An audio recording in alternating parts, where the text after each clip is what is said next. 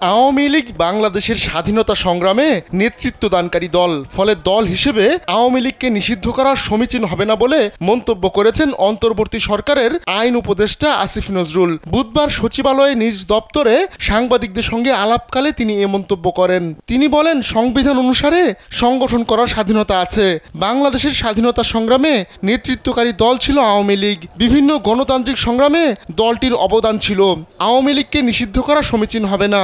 আসিফ নজরুল বলেন, বিভিন্ন গণতান্ত্রিক সংগ্রামে আওয়ামী লীগের অবদান ছিল, কিন্তু গত 15 বছরে দলটি যা করেছে তা তাদের ঐতিহ্য এবং মুক্তিযুদ্ধের চেতনার সঙ্গে যায় না। আওয়ামী লীগ বাংলাদেশের ইতিহাসে এক বর্বরতম ফ্যাসিবাদ কায়েম করেছিল।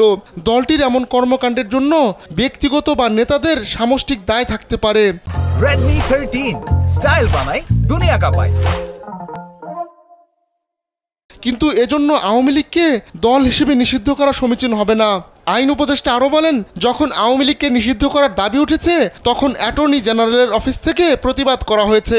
কোনো রাজনৈতিক দলকে নিষিদ্ধ করার পক্ষে আমি না, যদি না কোনো জঙ্গিবাদী কিংবা রাষ্ট্রবিরোধী তৎপরতায় তারা লিপ্ত থাকে। সত্যিকার অর্থে যদি কোনো রাজনৈতিক দল জঙ্গিবাদী কিংবা রাষ্ট্রবিরোধী তৎপরতায় জড়িত থাকে তাহলে প্রচণ্ড সততার সঙ্গে তদন্ত করে এমন কিছু করা যেতে পারে।